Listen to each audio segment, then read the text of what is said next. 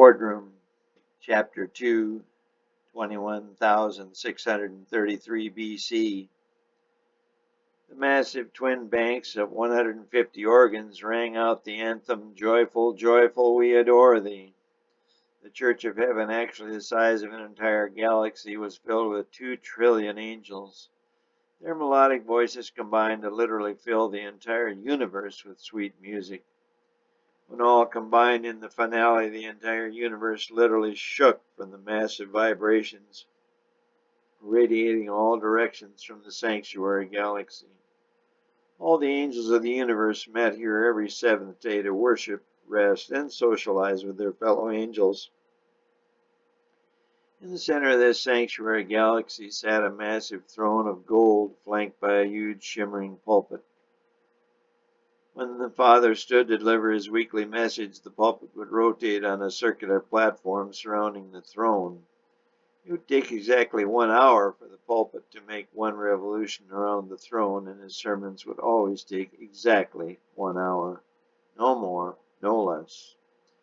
When finished, the huge orchestra suspended in midair in a circular pattern would play the recessional as the angels filed out to the massive buffet some 200 miles long. They would be seated by groups, usually from their own galaxies, but could intermingle as they pleased. The crowd of angels usually would disperse by 4 or 5 in the afternoon. Each week a different group of angels would dine at the Father's table. Spirit and Junior would often join them. They would talk, ask questions, relate experiences, and express concerns. The subjects were infinitely diverse and ranged from simple learning methods for new angels to the intricacies of managing wildlife and relating to new species, something occurring constantly throughout the entire universe. There was always a new galaxy or solar system with new species of life being created by Father. Father's angels were designated to manage his universe and did so with amazing abilities and with great success. They were given every leeway to manage the planets and galaxies where they saw fit. Any difficulties they had were brought before the Father by their galaxy leader. Just as in natural law, there was a hierarchy of order among the angels of each galaxy. The leaders were elected for 4-year terms. This hierarchy or government was necessary in order to keep the entire system working and functioning. Without this order, everything would eventually break down and collapse. There was no bickering or fighting, but if an angel didn't like where he was stationed, he or she could request a transfer to another existing galaxy or one in the process of being created.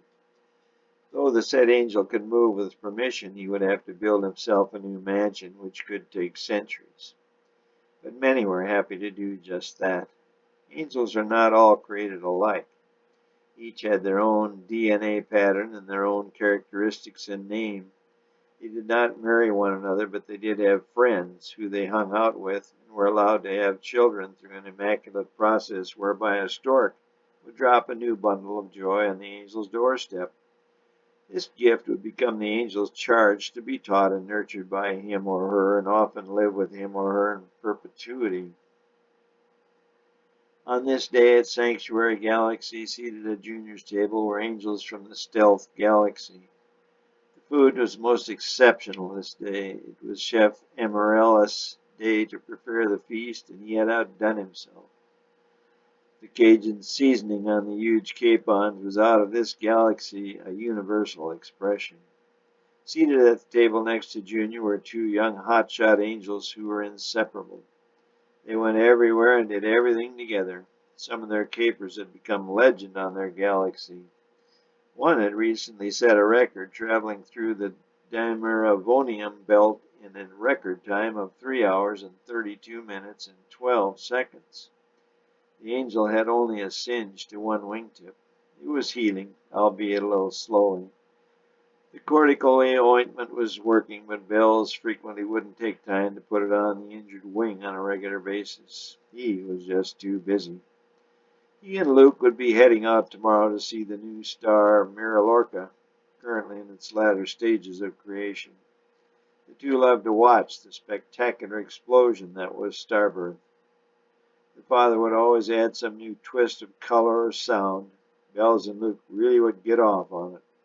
They would get as close as they could when the explosion would commence. The father would then utter his words, move his hands, or otherwise give the signal, and the creation moment would again commence.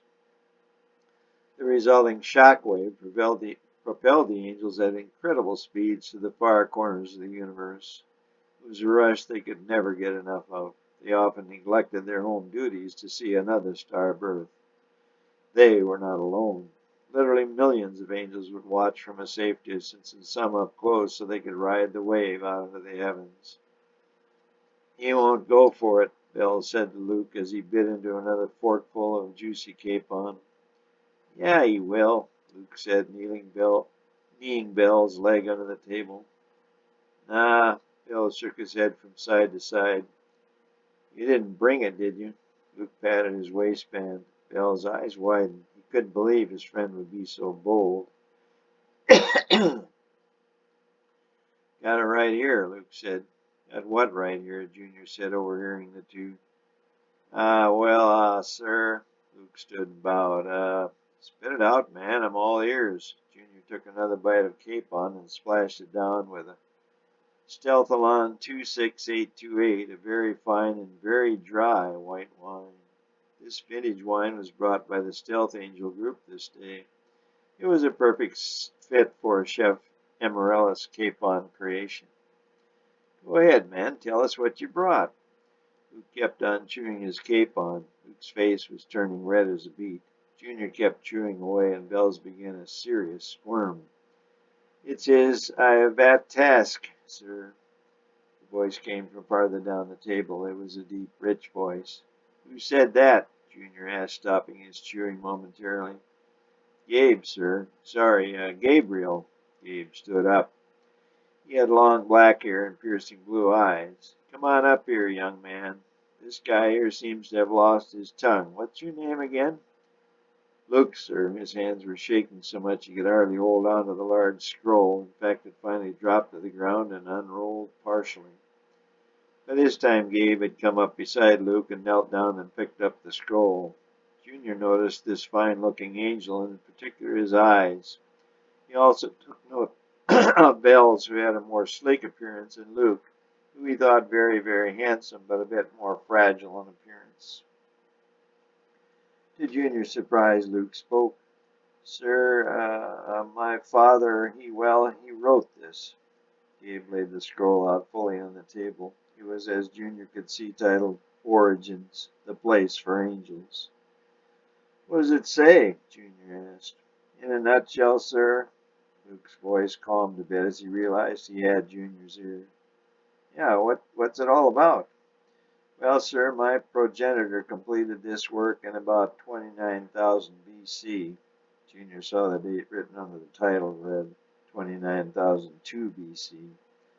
"That's 3,000 years ago. Why do you bring it here now?" "Well, sir, I recently found it. My progenitor has moved out to U911 to pursue other interests, particularly new flora. But I was going through some of his things last year, tidying up, and you found it." "Yes, sir." "And you read it. Now you'd like to see what I think about it." "I believe it has some merit, sir."